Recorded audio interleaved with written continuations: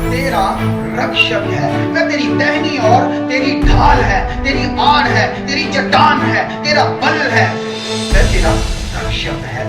इस वक्त जो दौर है, हम जानते हैं लड़ाइयों का, झगड़ों का, युद्ध का दौर है। आप बाइबल को अगर पढ़ते हैं तो आपको पता होगा कि बाइबल में ये बातें पहले से दर्ज है। देश देश के विरुद्ध खड़ा हो जाएगा। आज यदि हम अपने इर्द गिर्द देखें तो बहुत सारा पैसा, बहुत सारा धन जो देश अपनी सिक्योरिटी पर, अपने देश की रक्षा पर खर्च कर रहे हैं। जो बॉर्डर्स, जो हदें, जो सीमाएं देश के लिए बनी हुई है, वहां पर कितना ज्यादा तनाव है हर देश के बीच में। भारत की हर सीमा पर हम देखते हैं बहुत ज्यादा तनाव है। खास करके पाकिस्तान और चाइना की जो सीमा है, वहां पर पड़ोसी देशों के साथ बहुत ज्यादा तनाव है। और भारत हर वर्ष अपनी सैन्य ताकत को बढ़ाने के लिए और अपने शस्त्र को बढ़ाने के लिए एक बड़ी अमाउंट, करोड़ों में एक बड़ी धनराशि अपने शस्त्र के लिए, अपनी सुरक्षा के लिए, अपनी आर्मी के लिए खर्च कर रहा है। क्या करना है? अपने देश की हद को किसी दुश्मन देश को लेने नहीं देना है। तो हर तरफ आज जो त्रासदी छाई हुई है और हर देश अपने नागरिकों को और अपने देश को सुरक्षित रखना चाहता है। लेकिन आज ये शस्त्र, ये आधुनिक हथियार इतने ज्यादा बढ़ गए हैं कि कोई भी सुरक्षित नहीं है। अमेरिका जो कि सुपर पावर कहलाता है, लेकिन उसे भी सब आंखें दिखाते हैं। क्यों? क्योंकि उनके पास भी आज क्या है? आधुनिक हथियार हैं। कोई किसी का डर नहीं मान रहा, कोई किसी का भय नहीं मान रहा। अमेरिका को भी ईरान और ऐसे देश आंखें दिखा रहे हैं, इतनी बड़ी सुपर पावर। तो कोई भी सुरक्षित नहीं है। ऐसे में जब हम ऐसी खबरें सुनते हैं तो हमें भी कई बार डर आता है। कई बार हमें भी अपनी सुरक्षा की चिंता होने लगती है। कहीं बम गिरेगा तो हमारे ऊपर ना गिर जाए, हमारे शहर में तो नहीं गिरेगा, जलंधर में तो नहीं आएगा, पंजाब में तो नहीं आएगा। कहां से वो बैलिस्टिक मिसाइल चलेगी तो कहां पहुंचेगी? क्या दिल्ली निशाना होगा या पंजाब भी होगा? हम सबके मन में अंत के दिन है एक डर, एक भय। क्या होगा आगे? क्या होगा आगे? क्या होगा? इस सब के बीच में जब हम जबूर 121 उसका 7 वचन पढ़ते हैं, जबूर नंबर 121 उसका 7 वचन, तो वह वचन हमें बड़ी शांति और तसल्ली देता है। क्या शांति, क्या तसल्ली है उस वचन में? यदि आपको मिले तो माइक में जरूर पढ़ें। यहोवा सारी विपत्ति से तेरी रक्षा करेगा। यहोवा सारी विपत्ति से तेरी रक्षा करेगा। वह तेरे प्राण की रक्षा करेगा। वह तेरे प्राण की रक्षा करेगा। हालेलुया। क्या खोने का डर है आज इस संसार में? अगर मनुष्य खोएगा तो क्या खोएगा? आज अगर हम खोएंगे तो क्या खोएंगे? कुछ गवाएंगे तो क्या गवाएंगे?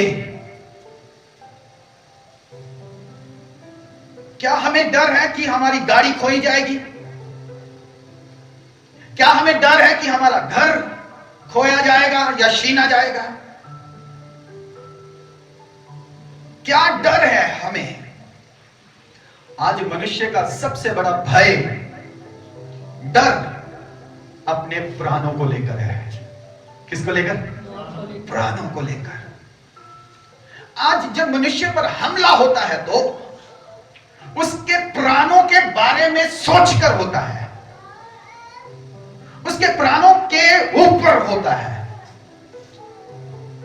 आप प्रत्यक्ष रूप में देखें या अप्रत्यक्ष रूप में, यदि कोई हमला करेगा आपके ऊपर तो आपके प्राणों को नाश करना चाहेगा, आपको घात करना चाहेगा, आपको मारना चाहेगा, आपके प्राणों को नुकसान पहुंचाना चाहेगा।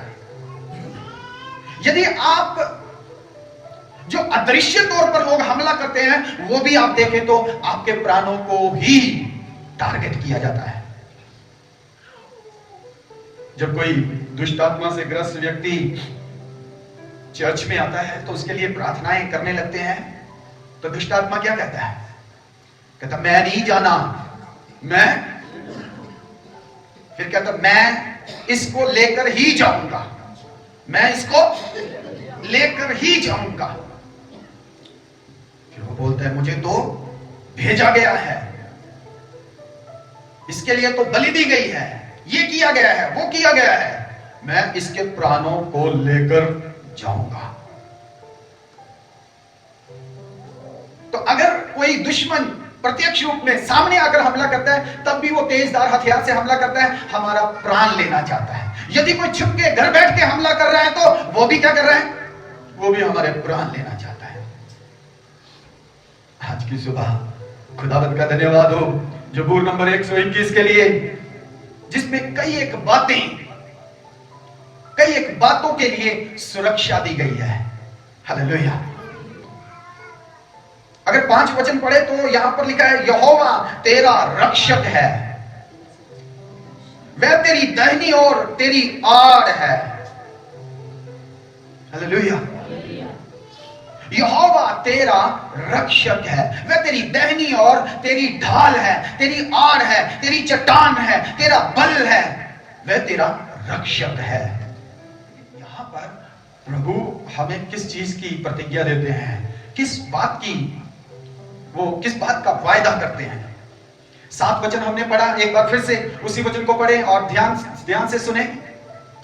यहोवा सारी विपत्ति से तेरी रक्षा करेगा, वह तेरे प्राणों की रक्षा करेगा, वह तेरे प्राणों की रक्षा करेगा। किसकी रक्षा करेगा? किसकी रक्षा करेगा?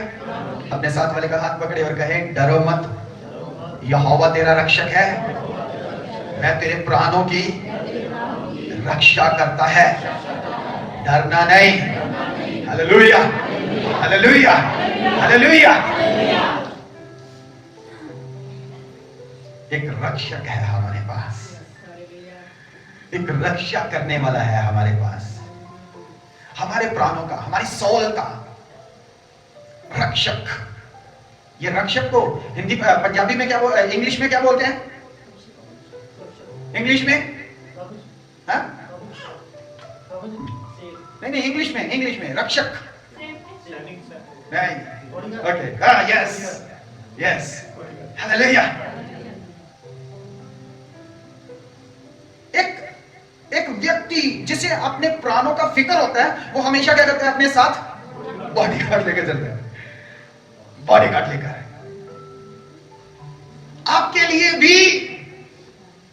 आपके लिए भी बॉडीगार्ड है। हालेलुया। कैसे गार्ड है? एक तो एंजेलिक गार्ड,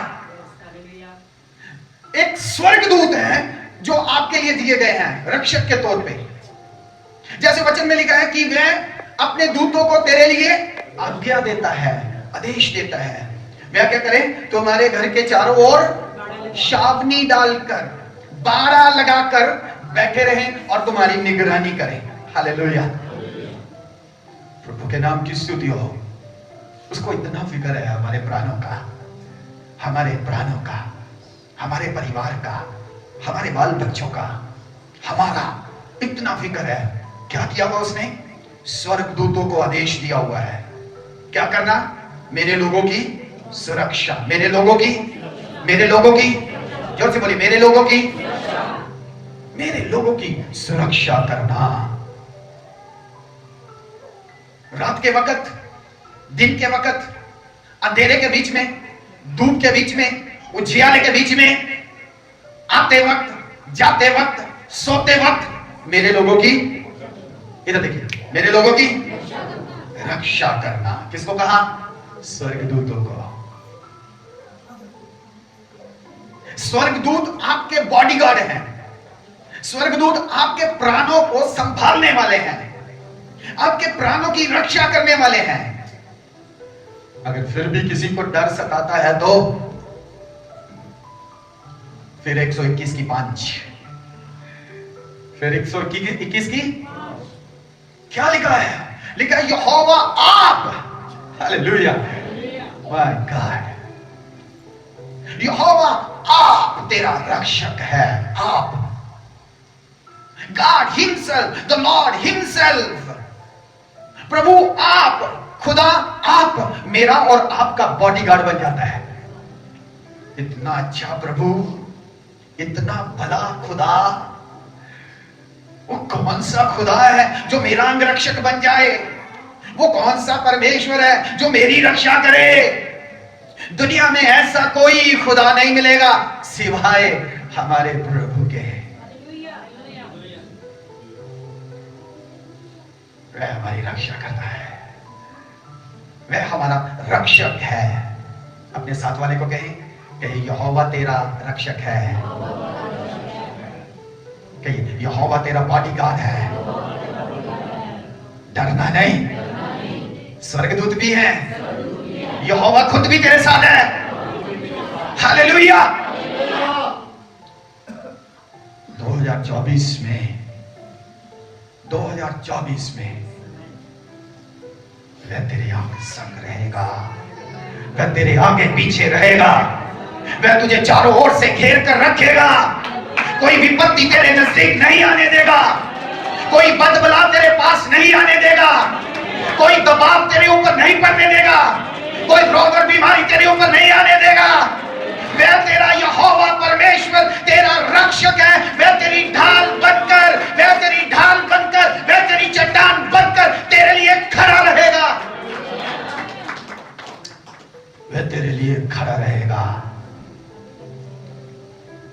लिखा वह तेरे प्राणों को बचाएगा, वह तेरे प्राणों की रक्षा करेगा। अपने वैरी से डरे ना। हम जो शरीर में हमारा घात करते हैं उनसे तो बिल्कुल नहीं डरते, लेकिन कई बार जो आत्मिक वर्ल्ड में स्पिरिट्स हैं, डिमॉन्स हैं, जो दुष्ट आत्माएं हैं, कई बार उनसे हम डर जाते हैं। दुष्ट आत्माओं से कई बार हम डर जाते हैं। हम कहते हैं इंसान हो तो, आदमी हो तो उसका तो सामना भी करेंगे, अब आत्मा का क्या सामना करें? राइट, आत्मा का क्या सामना करें? खुदावंद का धन्यवाद हो 2024 में खुदावंद हमें सब प्रकार की दुष्ट की आत्माओं के विरोध में एक झिलम दे रहा है, एक ढाल दे रहा है, एक बाड़ा दे रहा है। सब प्रकार की उन अशुद्ध आत्माओं के विरोध में, सब प्रकार की उन अनक्लीन स्पिरिट के विरोध में, उन गंदी रूहों के विरोध में प्रभु आपको एक झिलम दे रहा है, प्रभु आपको एक ढाल दे रहा है। अब किसी दुष्ट आत्मा से डरे ना, अब किसी गंदी रूह से डरे ना, क्योंकि यहोवा खुद आपका रक्षक है। वह आपके प्राणों की रक्षा करेगा, वह आपके प्राणों की रक्षा करेगा यदि आप उसके बारे में रहेंगे तो। ये आपको सुनिश्चित करना है। यदि उसने आपके इर्द गिर्द क्या बना दिया? एक रक्षा का बाड़ा बना दिया, अपने स्वर्गदूतों का बाड़ा बना दिया, अपने पवित्र अग्नि का बाड़ा बना दिया। उसने सब कुछ आपके इर्द गिर्द लगा दिया है। और अब आप उस सुरक्षा के बाड़े को चाहते नहीं हो। आप सुरक्षा के बाड़े को चाहते नहीं हो। आप कहते मुझे इसकी जरूरत नहीं है।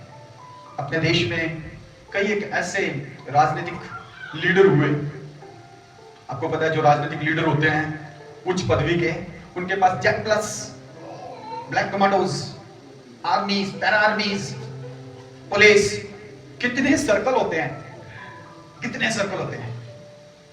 उस तक दुश्मन पहुंच नहीं सकता। लेकिन कई बार कई कहते हैं हमें जरूरत नहीं है, हमें जरूरत नहीं है, तो हम पब्लिक में ऐसे ही घुस जाते हैं, ऐसे ही चले जाते हैं। कईयों को इसी कारण क्या करना पड़ा, अपने प्राणों से हाथ धोना पड़ा, अपने प्राण खोने पड़े। खुदा ने भी हमारे प्राणों के इर्द गिर्द एक बाड़ा दे दिया स्वर्गदूतों का, और खुद यहोवा परमेश्वर भी हमारा रक्षक बनकर खड़ा है, ढाल बनकर खड़ा है, चट्टान बनकर खड़ा है, हमारा बल, हमारा जोर बनकर खड़ा है। लेकिन यदि हम कहें हमें उसके बाड़े की जरूरत नहीं है, हमें उसके बाड़े की जरूरत नहीं है, मैं उसके बाड़े से थोड़ा बाहर घूम कर आता हूं, मैं जो उसने मेरे इर्द गिर्द पवित्र आत्मा की आग का बाड़ा लगाया, उस आग से थोड़ा बाहर घूम कर आता हूं, थोड़ा बाहर का मजा लेकर आता हूं, थोड़ा बाहर का नजारा लेकर आता हूं। फिर मैं और आप खुद अपने प्राणों के जिम्मेदार होंगे, मैं और आप खुद अपने प्राणों के जिम्मेदार होंगे। उसने तो मेरे लिए अपने दूतों को आदेश दिया है। क्या दिया है? और उसका आदेश कोई दूत मना नहीं कर सकता। वो हमारे गिर्द गिर्द रहते हैं, हालेलुया। वो हमारी सेवा टहल करते रहते हैं। बहुत सारे दूत हैं, कुछ दूत रक्षक के रूप में, कुछ सेवा टहल करने वाले भी हैं। खैर मैं उस तरफ नहीं जा रहा, लेकिन मैं आपको यह बताने की कोशिश कर रहा हूं। आज जब बहुत तनाव है हर देश में, आप ये जाने कि यहोवा परमेश्वर आपका रक्षक है। यदि आप थस्सलुनीकियों की पहली पत्री उसका 5 अध्याय उसका 23 वचन पढ़े तो, थस्सलुनीकियों उसका पहला अध्याय उसका 5 अध्याय उसका 23 वचन, परमेश्वर हाँ, आप ही तुम्हें पूरी रीति से पवित्र करे, हाँ, और तुम्हारी आत्मा और प्राण, हाँ, तुम्हारे आत्मा और प्राण और देह कितनी चीजें हैं? कितनी चीजें हैं? तुम्हारे आत्मा को, तुम्हारे प्राण को और तुम्हारी देह को। हालेलुया। हमारा जो रक्षक है, हमारा जो रक्षक है, उसके पास कौन कौन से अधिकार हैं? हमारा जो बचाने वाला है, हमारा जो बॉडीगार्ड है, उसके पास कौन कौन सी शक्ति है, कौन से अधिकार हैं? वह हमारे प्राणों को सुरक्षित रख सकता है। हालेलुया। हमारे प्राणों को, प्राण क्या मतलब है? प्राण से कोई बोल सकता है? प्राण से क्या मतलब है? जान। यस, वह आपकी जान को सुरक्षित रख सकता है। कब जब जान निकल जाती है तो क्या होता है? मर जाता है, मृत्यु हो जाता है, मौत, राइट, मौत। तो वह हमारे प्राण को सुरक्षित रखता है। फिर वह हमारे आत्मा को भी सुरक्षित रखता है। फिर वह हमारी देह को भी सुरक्षित रखता है। परमेश्वर के नाम की स्तुति हो, परमेश्वर के नाम की बड़ाई हो। कैसे हमारा प्राण सुरक्षित है, कैसे हमारा आत्मा सुरक्षित है, और कैसे हमारा शरीर सुरक्षित है। हम सब जानते हैं,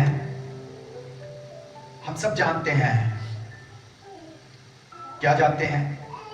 कि एक दिन ये शरीर नश्वर है, नाशवान है, और इसे छोड़ना है, और ये मिट्टी से आया है और मिट्टी में ही मिल जाएगा।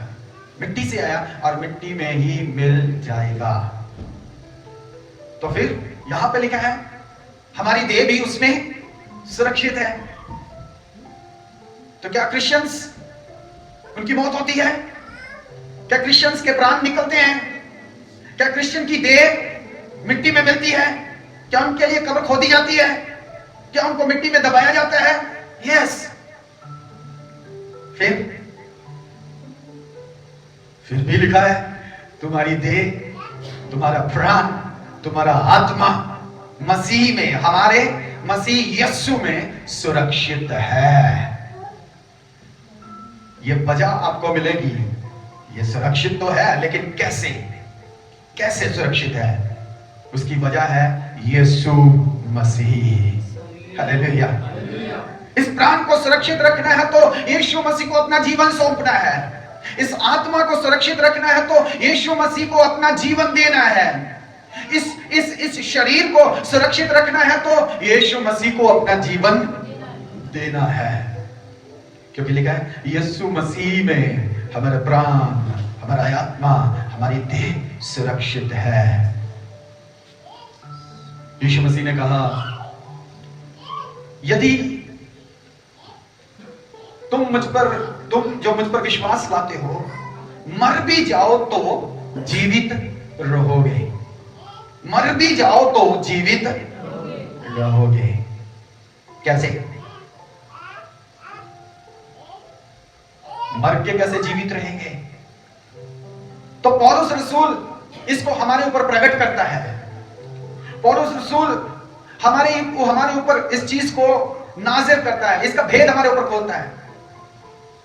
क्या कहता? तुम जो मसीह में मर गए हो, तुम मरे नहीं हो बल्कि सोए हुए हो। हालेलुया। तुम जो मसीह में मर गए हो, तुम मरे नहीं बल्कि सोए हुए हो। क्योंकि जब मसीह आएगा और प्रधान दूत तुरी फूकेगा, तब जो मसीह में सो गए हैं वे क्या हो जाएंगे? जाग उठेंगे। Hallelujah, hallelujah. तब जो मसीह में सो गए हैं वे जाग उठेंगे। मतलब जो मरे हुए हैं वो जिंदा हो जाएंगे। जिनकी बॉडीज, जिनकी देह, जिनके शरीर दफन हो रखे हैं, वे फिर से जिंदा, फिर से आकार लेगा। ये शरीर जो मिट्टी में मिल चुका है, फिर से इसकी रचना हो जाएगी। फिर से ये वैसा ही दिखना शुरू हो जाएगा। हालेलुया। ये मसीह में सुरक्षित है। किसमें सुरक्षित है? ये देह मसीह में सुरक्षित है। दूसरे शब्दों में कहा जाए तो जितने मसीह पर ईमान रखते हैं, जितनों ने यीशु मसीह को अपना उद्धारकर्ता कबूल किया है, जितनों ने अपने मुंह से कन्फेस किया है, अंगीकार किया है कि यीशु ही प्रभु है, यीशु ही मसीह है, यीशु ही परमेश्वर का पुत्र है, यीशु ही हमारे पापों की मुक्ति के लिए इस दुनिया में आया, मारा गया, दफनाया गया, तीसरे दिन मुर्दों में से जी उठा, बाप के दाहिने और बैठा हुआ है, फिर से वापस आ रहा है। वे सब जिन्होंने यीशु को प्रभु माना और पानी में डुबकी का बपतिस्मा लिया, ऐसा जिन्होंने यीशु मसीह की आज्ञा को पूरा किया, जो यीशु मसीह की आज्ञाओं को पूरा करते हैं, उसके वचन को पूरा करते हैं, उसमें बने रहते हैं, उन सब का शरीर अगर मिट्टी में मिल भी गया है तो, अगर मिट्टी में मिल भी गया है तो फिर भी सुरक्षित है। Hallelujah, hallelujah. क्योंकि जब तुरी फूकी जाएगी, जब मसीह आएगा और प्रधान दूत तुरी फूकेगा, तब वे सब हमारे शरीर के जो कण इस मिट्टी में मिले हुए हैं, वो दोबारा इकट्ठे होना शुरू हो जाएंगे। हालेलुया। दोबारा इकट्ठे होना शुरू हो जाएंगे। वे सुरक्षित हैं जमीन के अंदर, वे सुरक्षित है कब्र के अंदर। हमें लगता है सब खत्म हो गया, मिट्टी में मिल गई, नहीं, वो सुरक्षित है मसीह यीशु में, मसीह यीशु में। और मसीह के आने पर ही ये वापस जिंदा हो जाएंगे। क्या हम मसीह में हैं? क्या हमने अपने शरीरों को सुरक्षित किया है, अपने प्राणों को सुरक्षित किया है, अपने आत्मा को सुरक्षित किया है? प्रभु ने चाहा तो मैं इन बातों के विषय में भी आपको बताऊंगा, लेकिन फिलहाल अभी यहीं पर इसको समाप्त करना चाहता हूं। क्या हमारी देह, ये शरीर सुरक्षित है? अगर सुरक्षित है तो कैसे? किसकी देह सुरक्षित है? वह जो मसीह को अपना प्रभु मानता है और उसकी आज्ञाओं पर ध्यान लगाता है और उसके वचन को पूरा करते हुए डुबकी वाला बपतिस्मा लेकर उसके साथ एक हो चुका है, उसके साथ एक हो चुका है, उसकी देह में शामिल हो चुका है, उसका बदन बन चुका है। अब यीशु की जिम्मेदारी है हमारे बदनों की, हमारे शरीरों की, हमारी देहों की वो खुद रक्षा करेगा।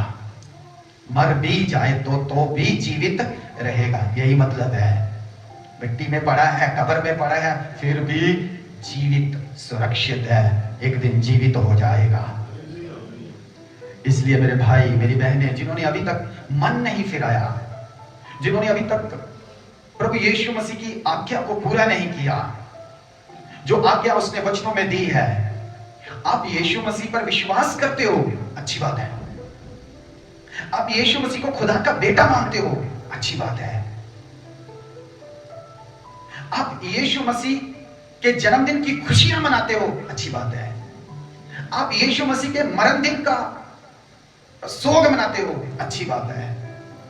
आप यीशु मसीह के मुर्दों में से जी उठने के दिन का जश्न मनाते हो, अच्छी बात है।